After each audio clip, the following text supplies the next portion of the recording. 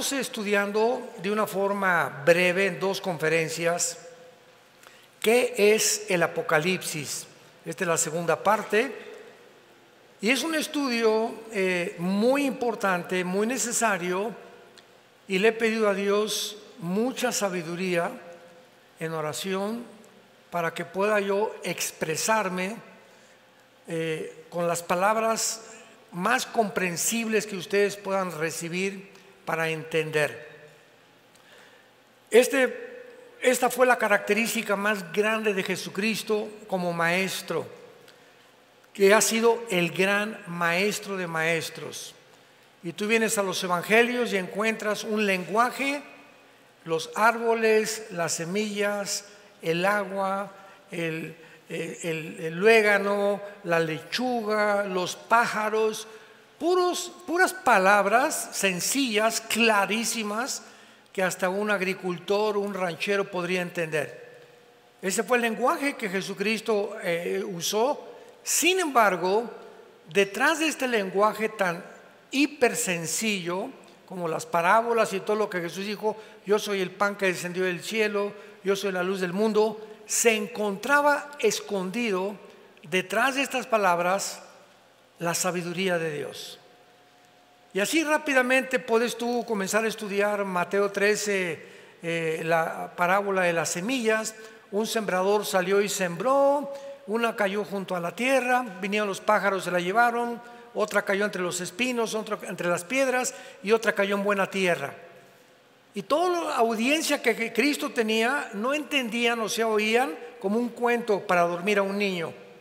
Pero detrás de las parábolas y de esas enseñanzas se encontraba la sabiduría de Dios. ¿Y qué hizo Jesucristo? Les dijo, cuando acababa de predicar las parábolas, agarró a sus discípulos, vengan para acá. A ustedes les he dado a conocer estos misterios, no a la gente común y corriente. Y les voy a explicar la parábola. El sembrador salió a sembrar, la semilla es la palabra de Dios.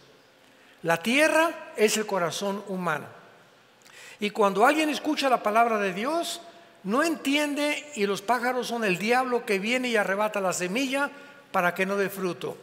La que cayó entre espinos es gente que no entiende la palabra y se retira antes de tiempo. La que cayó entre las piedras son personas que por el afán del dinero, el afán de la vida y las riquezas engañosas abandonan el camino y ahogan la palabra. Y la que dio fruto son los que la reciben y mantienen regando la semilla, manteniéndose, leyendo la Biblia a diario, memorizando la Biblia, estudiando la Biblia, comparando la Biblia y trayendo la Biblia el domingo a la iglesia. Esos son los que van a dar fruto. Entonces, ¿cuántas enseñanzas tan profundas se encontraban en un lenguaje tan sencillo? Pero cuando llegamos al Apocalipsis, llegamos a un libro donde más de 250 citas provienen del Antiguo Testamento. Y encontramos candeleros, el altar de Dios, el tabernáculo, los 144,000 judíos, las estrellas, etcétera, etcétera. Lenguaje que provenía del Antiguo Testamento y una simbología impresionante. Y esto ha hecho que inclusive maestros de la Biblia se hayan rehusado a enseñar el libro del Apocalipsis. Porque dicen, pues es demasiadas interpretaciones, demasiados símbolos, etcétera, etcétera. Pero no. El versículo 3 dice, dichosos los que leen y los que oyen las palabras de esta profecía. Todas las cosas en el Antiguo Testamento quedaron selladas. Pero el libro del Apocalipsis es un libro que no está sellado y que va a ser revelado a los entendidos de la generación en la que tú y yo pertenecemos. Antes de abordar algunos temas aquí importantes, vayamos rápidamente al libro de Daniel, capítulo 12, porque el libro del Apocalipsis no puede ser comprendido sin antes estudiar Daniel, porque Daniel puso los cimientos y el apóstol Juan, que escribió Apocalipsis, construyó sobre lo que Daniel recibió en sus visiones. Y veamos esta revelación tan preciosa en el libro de Daniel, que escribió 600 años antes del apóstol Juan, o hace 2600 años.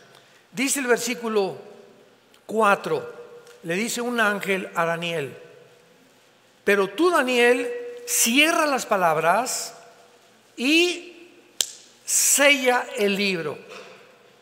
O sea, prohibido leer lo que te voy a decir hasta los tiempos finales.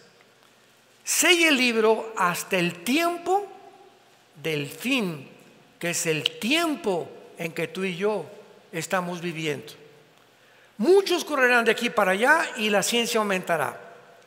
Versículo 9. Él respondió: anda, Daniel, estas palabras están selladas. ¿Hasta cuándo? Hasta el tiempo del fin.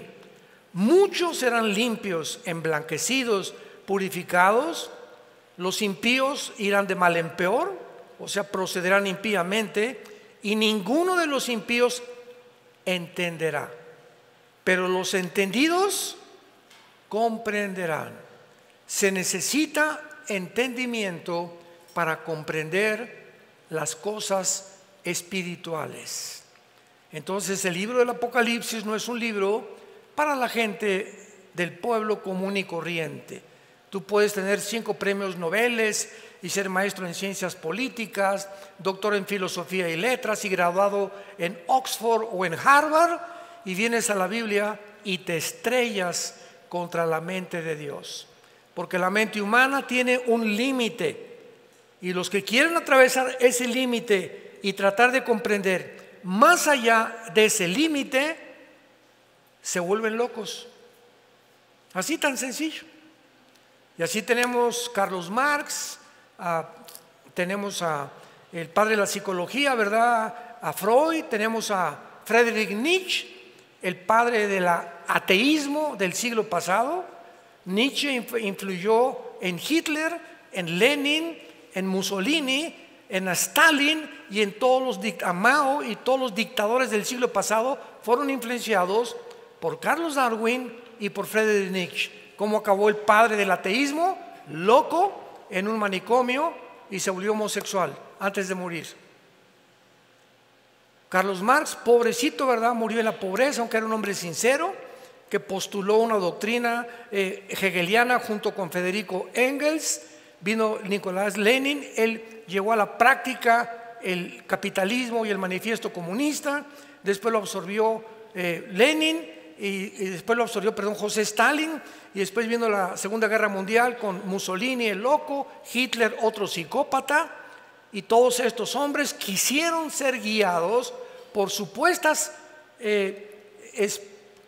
guías espirituales, como decía Hitler, que lo guiaba un espíritu, y murieron, ¿verdad?, del lado más desastroso y terrorífico que nos podamos nosotros imaginar. Y rápidamente, finalmente, veamos en 1 Corintios capítulo 2. Estos versículos nos dan un cimiento para que ustedes entiendan lo que les estoy tratando de comunicar. 1 Corintios 2, versículo 6. Dice Pablo: sin embargo, hablamos sabiduría entre los que han alcanzado, ¿qué cosa? Un cristiano no maduro es un cristiano que todavía no entiende Apocalipsis, ni Daniel, ni Ezequiel, ni Zacarías, ni Malaquías, y tiene 5 o 10 años el cristiano y no sale de Juan 3:16. Se llama la leche. Ahora, ¿por qué una persona cristiana que tiene 5, 8, 10 años en Cristo no entiende las cosas profundas de la mente de Dios? Por la falta del estudio diligente y su falta de relación diaria en comunión con la Biblia y con el Señor Jesucristo. La vida cristiana no puedes depender, leer la Biblia hoy y pasa miércoles, jueves, viernes, sábado y la Biblia ni la tocas. y ya tomaste decisiones el miércoles y el jueves con tus hijos, en tu casa, en tu escuela, en tu bufete de abogados, en tu consultorio médico, sin tener en cuenta la Biblia. ¿Qué significa esto? Que en esos 3 días le dijiste a Dios: no te necesito en estos 3 días, yo tengo la sabiduría para saber qué aconsejarle a mi hijo, qué decisiones tomar. Y es lo que se llama la soberbia espiritual.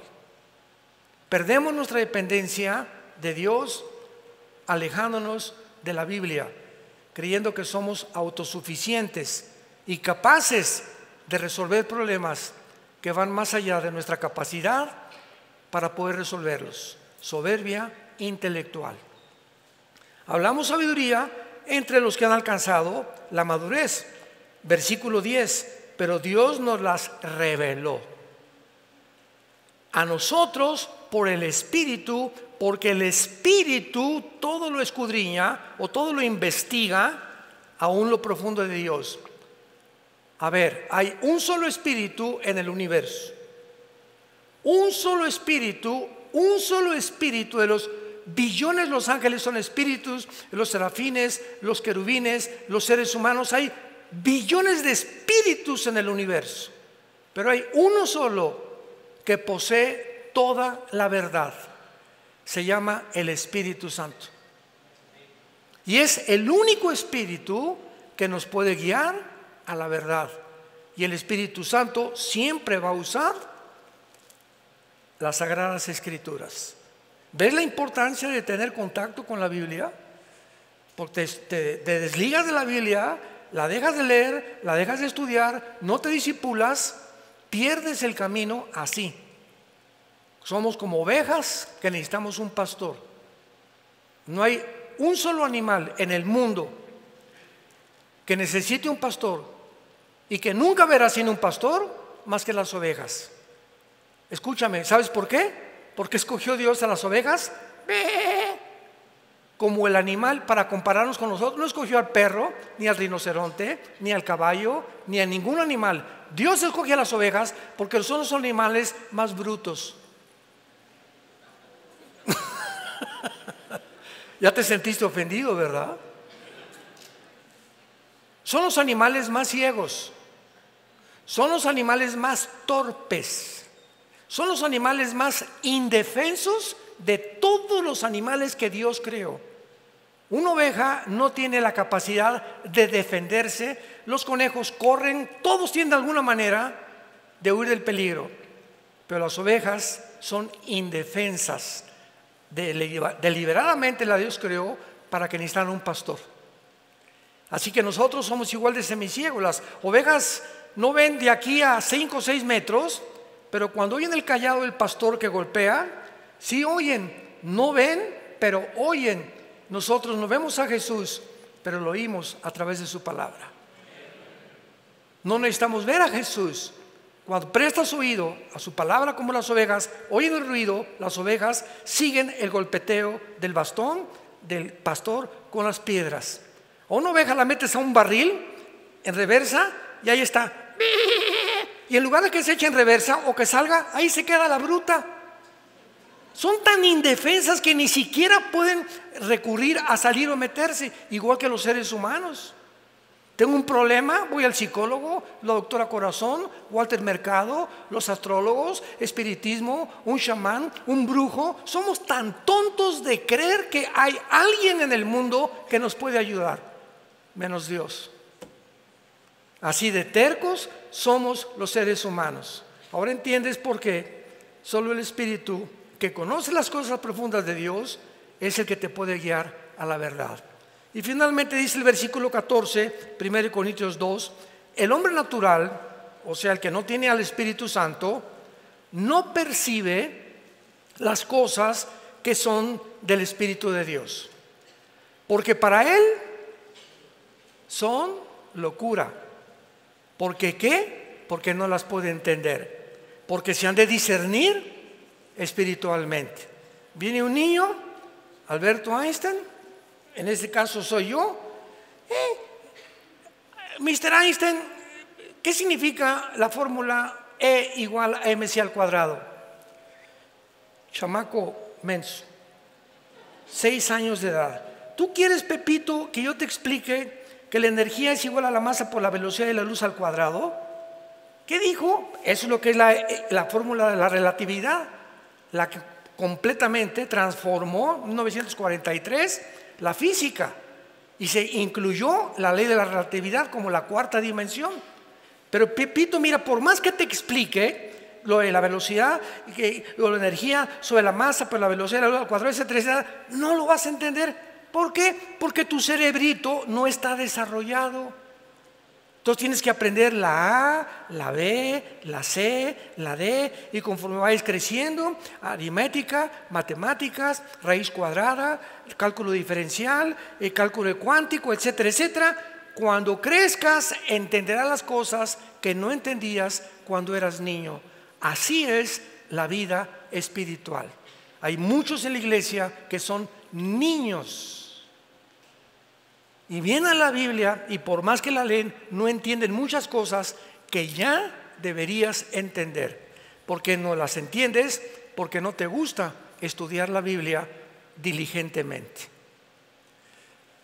Bueno, pues vamos al Apocalipsis y veamos claramente, después de haber examinado la clave, que el Apocalipsis es un libro de las cosas que sucedieron en el tiempo de Juan, en el tiempo de la iglesia que es la que vivimos, y todas las cosas futuras que van a suceder en el tiempo en que tú y yo estamos viviendo. En el capítulo 6 del Apocalipsis se inicia después de la iglesia que ha sido arrebatada al cielo, el derramamiento de los sellos de Dios. Vean esto, antiguamente, voy a tomar una hoja más simple, una hoja.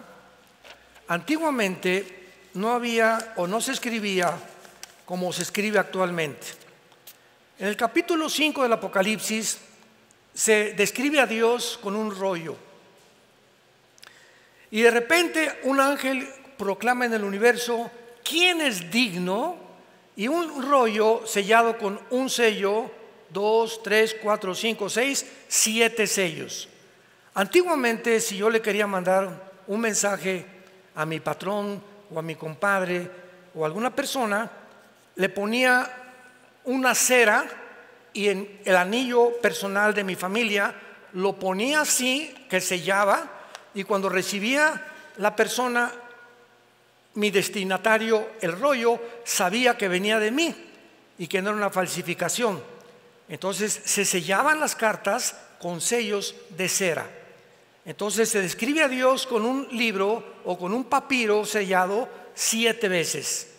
Pero se proclama en el universo: ¿quién es digno en todo el universo? ¿Será la Madre Teresa? ¿Abraham? ¿Isaac? ¿Jacob? ¿San José? ¿Cirindano? ¿San Cleotilde? ¿San Agustín?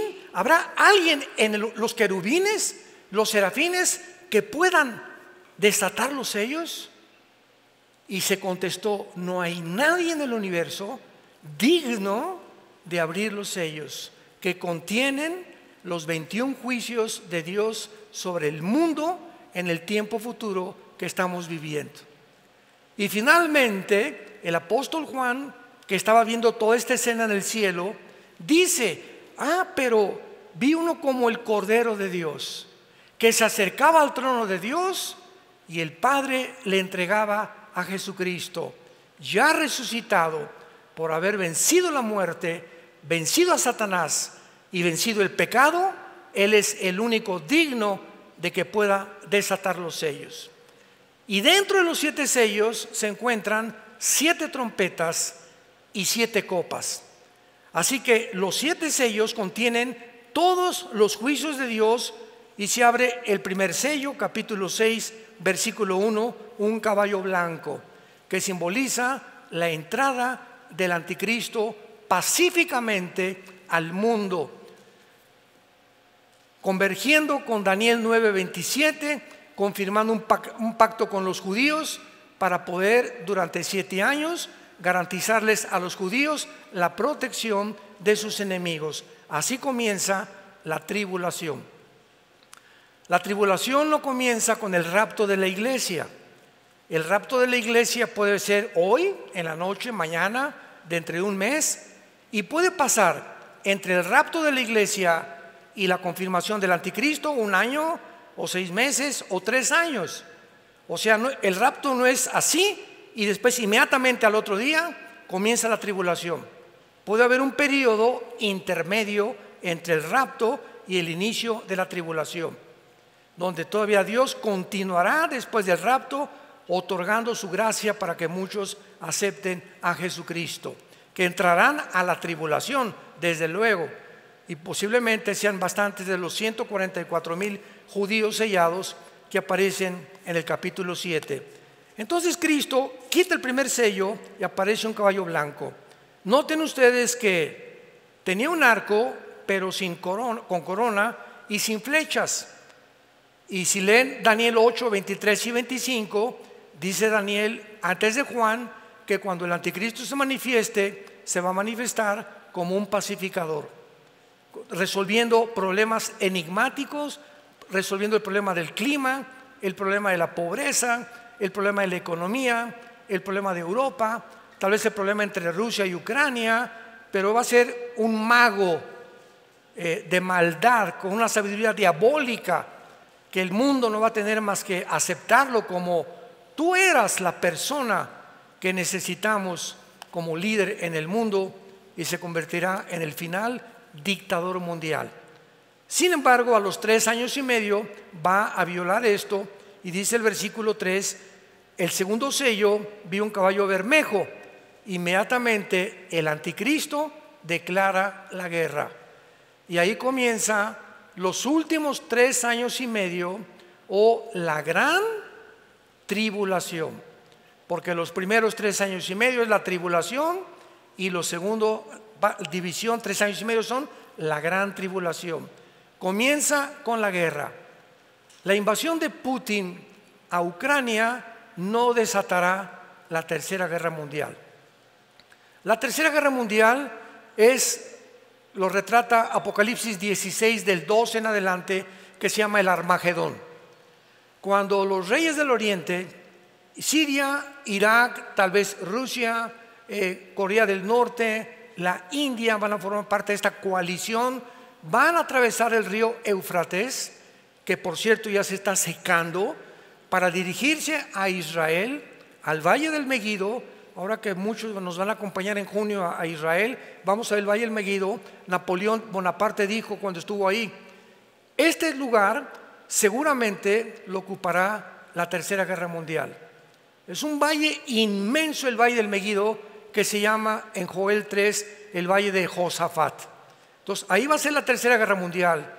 Para que la tercera guerra mundial se realice faltan 2 o 3 guerras más, que tal vez nosotros vayamos a ver. Es posible que este año veamos una guerra de carácter nuclear, no que desaparezca el mundo, pero varias naciones pueden comenzar ya a eliminarse del mapa o del mapamundi humano, y posiblemente, ¿verdad?, sean un conflicto que pueda desatarse principalmente en el Medio Oriente, porque para que el anticristo surja, Estados Unidos tiene que desaparecer. Y ahorita las 2 potencias que se han enfrentado son Rusia, apoyada por Irán, apoyada por Rusia, apoyada por Siria, apoyada por Irak. Putin tiene todo el apoyo de todas las naciones musulmanas, tanto de los chiitas como de los sunnis, y de casi 8 o 10 naciones del Medio Oriente en contra de Estados Unidos y del ejército de Europa, que es la OTAN, que se formó en 1947 para impedir la propagación del comunismo hacia el norte y el oriente de Europa. Así que ahorita hay un conflicto entre Oriente y Occidente. ¿Quién va a ganar de esta guerra? A fuerza, Rusia o manda bombas a Estados Unidos, y Estados Unidos no tiene la capacidad de detener las bombas de Putin o de Rusia, por la siguiente razón. Escuchen con mucha atención. Cuando cayó el comunismo en 1991, Estados Unidos se engrandeció y se ensoberbeció. Ya el comunismo fracasó, ¿ya lo vieron? ahora el capitalismo, como les hemos dicho, la libertad, el libre comercio, el libre mercado, ¿verdad? La democracia van a triunfar. Y hasta Rusia algún día, que ya vio que el comunismo no funciona, va a ser democrática. Pasaron no ni siquiera 10 años y comenzó el siglo XXI cuando nombraron al exdirector de la KGB, Putin, como presidente de Rusia. Y Putin surge como exdirector de la KGB como el estratega militar número 1 de la humanidad. Ese chaparrito peloncito que tú ves, que es judoka, cinta negra en judo, y que 3 veces a la semana se mete un agua con hielos y que tiene una condición física extraordinaria, es el estratega militar número 1 en el mundo. Y entonces invade Ucrania porque ve que están rodeando la OTAN a Ucrania con tanques de guerra, y el día que llegaran los de la OTAN a poner misiles en Ucrania apuntando a Moscú, se acababa Rusia.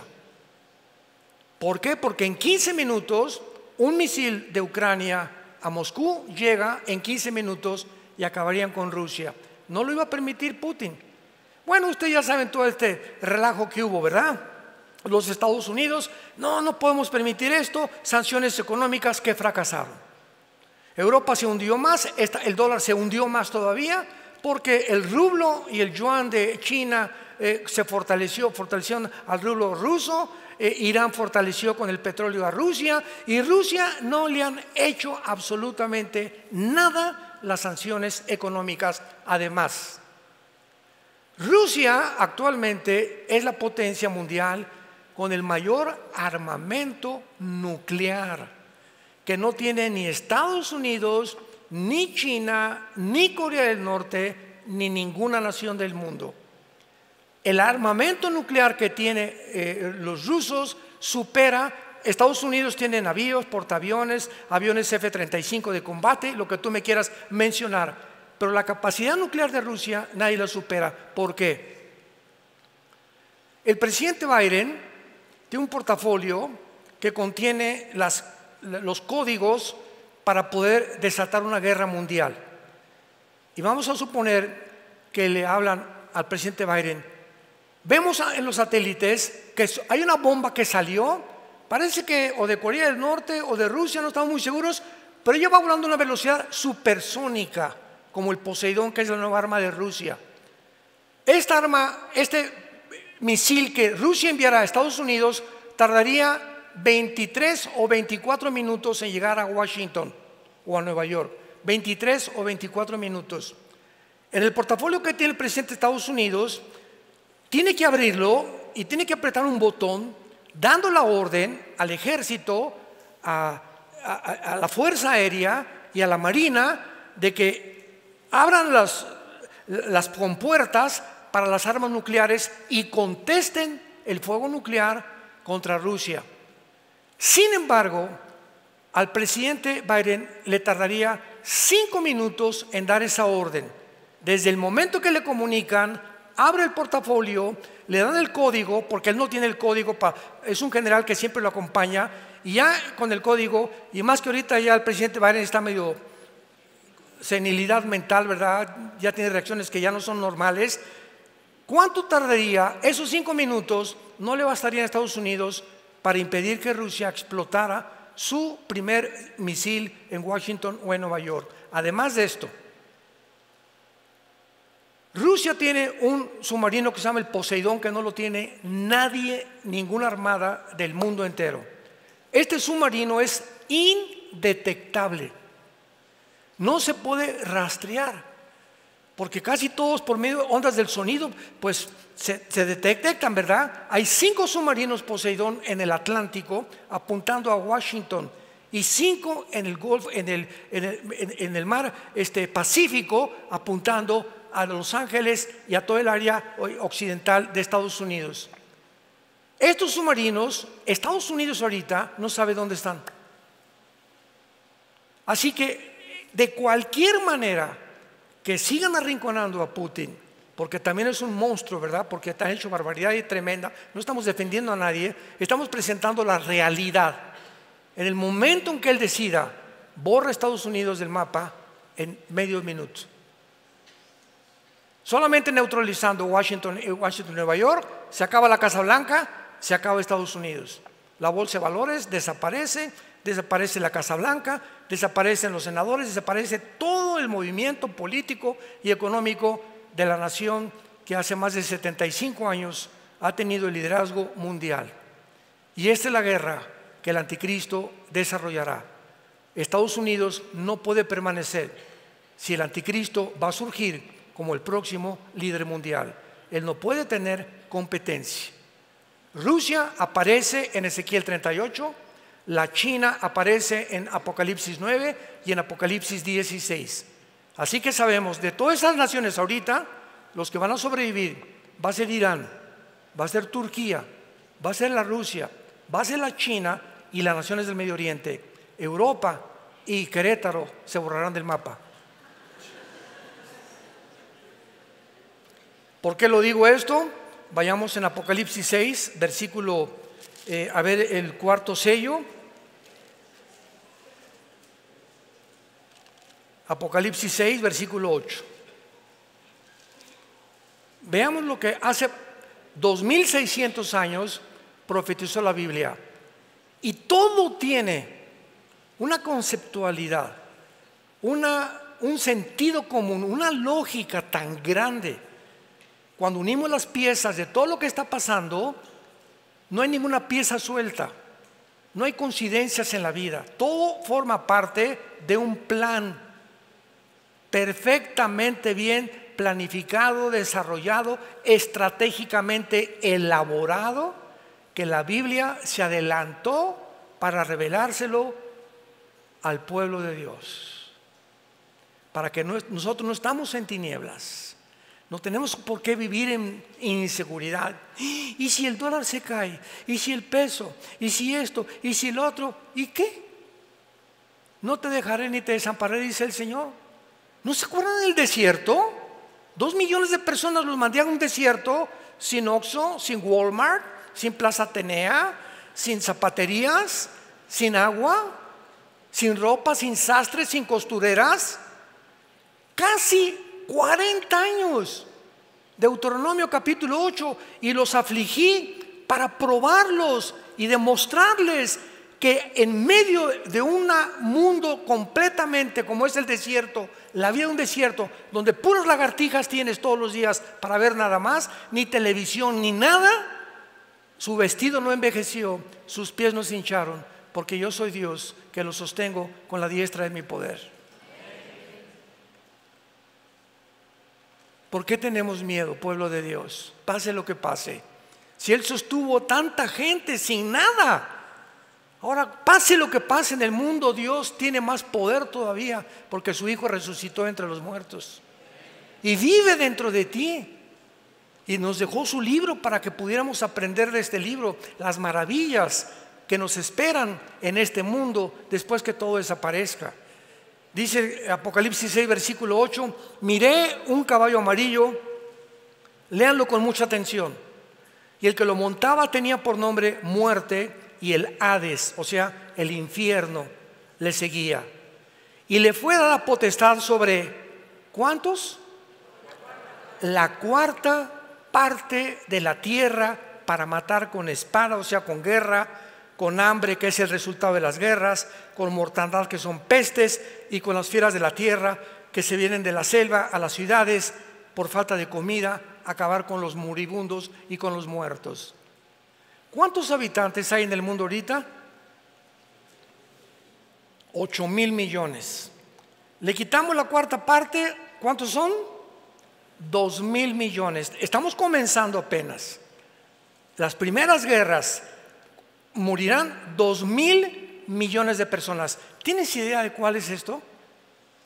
Para que tengas una ligera idea, desde Alaska hasta la Patagonia en Argentina, todo el continente americano, Canadá, Estados Unidos, México, Panamá, Guatemala, hasta la Patagonia, habemos 1.100 millones de seres humanos. Aquí está diciendo que al principio morirán 2 continentes enteros, iguales al continente americano de personas. Y como en la Biblia no aparece Estados Unidos ni Querétaro,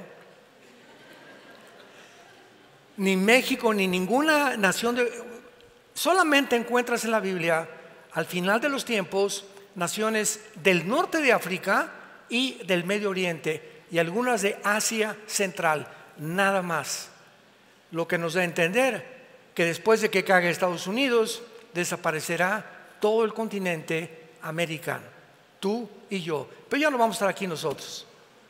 Así que adiós, ya nos vemos al ratito, Adiós mundo cruel, ya nunca te veré, como dice la canción. Ahora, esto es muy importante porque dice el versículo que en el 5º sello, versículo 9, Juan vio con sus ojos, él estaba en el cielo. ¿Con qué ojos vio? Cuando Juan fue llevado al cielo para escribir el Apocalipsis y ver lo que pasaba en el mundo, la carne y la sangre, dice la Biblia, no pueden heredar el reino de Dios, porque con nuestro cuerpo la dimensión del cielo es otra dimensión que no está diseñada para que respiremos, ni vivamos, ni comamos allá como aquí en la tierra. Aquí de la atmósfera para abajo hay una capa de ozono y de aire compuesta por 93% de nitrógeno, oxígeno y algunos gases. Ahorita respiro y gracias a este aire, y qué bueno que no traigo pañal ni bozal en la boca, este aire que respiro es el que le da vida a mis neuronas del cerebro. Y el momento que dejo de respirar, se me baja mi sistema inmune, afecto mis neuronas, que son irreversibles, el daño para siempre. Yo no me quiero meter en eso. El que tenga entendimiento, que entienda lo que les quiero decir. Pero es increíble que podamos nosotros ver que allá Juan en el cielo ve con otros ojos, que son los ojos espirituales. Los oídos de Juan no eran físicos, eran espirituales. ¿Qué les quiero decir?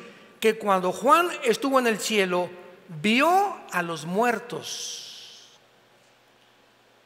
Versículo 9.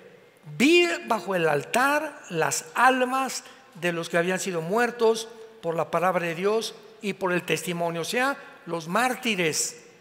Cuando morimos, no hay reencarnación, no hay purgatorio, no hay limbo, inventos de los seres humanos y de las religiones. Tú te mueres hoy en la noche y acabó para toda la eternidad tu futuro, y serás condenado o vivirás con Jesús en el cielo.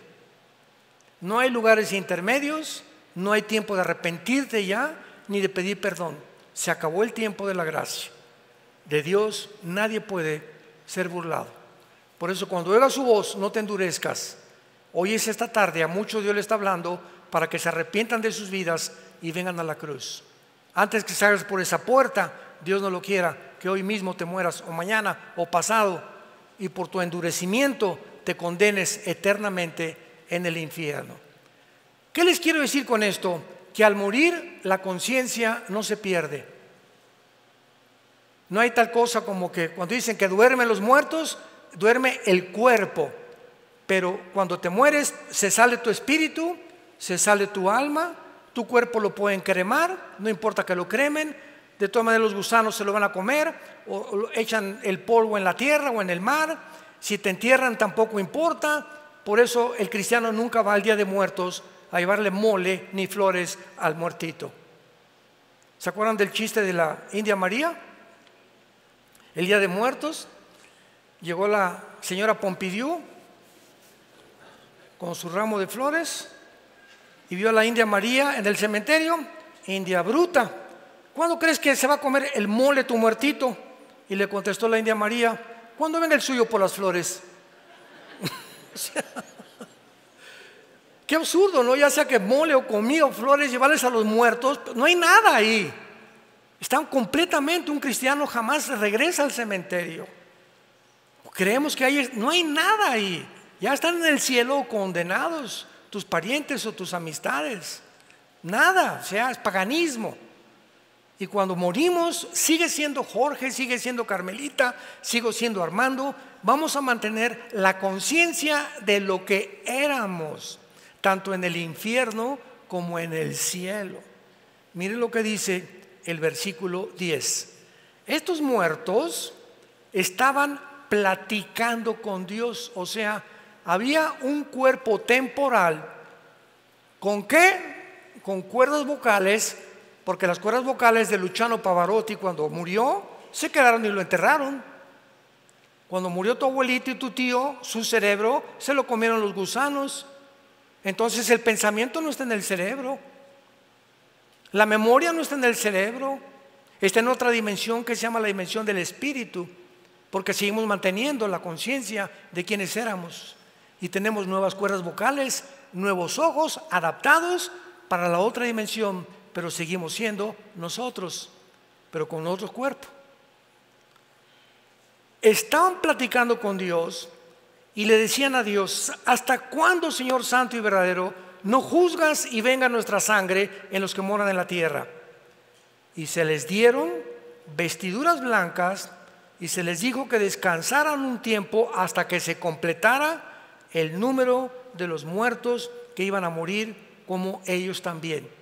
Vemos aquí rápidamente en los sellos al anticristo, vemos la cuarta parte de la humanidad. Es el inicio de la tribulación, que todavía no estamos en la tribulación, gracias a Dios. Y así vamos en Apocalipsis capítulo 13, el surgimiento del anticristo marcando al mundo. Este tiempo que pasamos de pandemia fue un ensayo. Se demostró que por primera vez después de la Segunda Guerra Mundial, los experimentos que hicieron con nosotros sobrepasaron a los nazis y a los fascistas que seguían a Mussolini en Italia. ¿Por qué? Porque el experimento con nosotros jamás se había hecho con los niños. Desde los nazis, que Mengele, el doctor de Hitler, abría a las mujeres y les querían poner ojos verdes a los que tenían ojos negros y querían mezclar el ADN con otras cosas, y fracasó el nazismo, gracias a Dios, pero querían crear una raza superior, y es lo que actualmente en el mundo se llama transhumanismo. Están tratando de crear una raza superior, porque si somos amibas y venimos de la evolución, ahora tenemos la tecnología y la genética para poder crear un ser humano que ya debemos evolucionar. Y ahora, como decía Elon Musk, el dueño del proyecto X y del Tesla, etcétera, etcétera, vamos a inventar un chip, meterlo intravenoso que llegue al cerebro y subir los pensamientos a una nube. y de la nube poder controlar a través de una computadora y del chip el cerebro de una persona, porque si quieres aprender japonés en 3 horas, en lugar de 3 o 4 años, lo puedes hacer. Si ya no quieres tener ira, envidia, celos, etcétera, etcétera, el chip va a comenzar a abordar ciertas áreas de tu cerebro para poder crear un superhombre y que ya no hay maldad en el mundo. Esto no es ciencia, esto es ciencia ficción. Yo le llamo marihuanadas. Estos son los científicos del siglo XXI, lo creen y lo están haciendo. Googléalo. Foro Económico Mundial, Klaus Schwab, el presidente, ve lo que dicen, y son los que están manejando el protocolo del mundo actualmente. Ya llegaron a ensoberbecerse a tal grado que creer que somos dioses y que ¿quién puede competir con Dios? Crear un ser humano superior al que Dios creó por medio de la tecnología y la genética. Y así el anticristo va a marcar a millones de personas con el 666. Vendrá, ¿verdad?, en la segunda venida después de la tribulación Jesucristo con nosotros. En el rapto nos vamos. Pasan 7 años de tribulación, y mientras está aquí la tribulación estamos en el cielo. 1 Corintios 3 del 10 al 12, 1 Corintios 15 51 al 53, Romanos 14 10. Estamos en el cielo con Dios, en el juicio de las obras, porque seremos juzgados ya no conforme a la salvación, sino a lo que hiciste mientras estabas tú y yo en el cuerpo, lo que hicimos o lo que dejamos de hacer, y los motivos por los cuales hicimos lo que hicimos para la obra de Dios. Y después de que seamos juzgados y entregar las recompensas, vienen las bodas del Cordero, Apocalipsis 19, y acabando las bodas, bajamos al terminar la tribulación del mundo con los ángeles de Cristo, Apocalipsis 19, a establecer su reino milenial, donde moraremos en el reino mesiánico prometido a los patriarcas y a todos los profetas del Antiguo Testamento, 1000 años. Al acabar los 1000 años, que va a estar Satanás atado, va a ser desatado otra vez la última rebelión y bajará la Nueva Jerusalén, Apocalipsis 21 y 22, al mundo, y en la Nueva Jerusalén entraremos a vivir para siempre con Jesucristo. Y dice Daniel capítulo 7 que muchos gobernarán otras galaxias, porque Dios creará cielos nuevos y nueva tierra.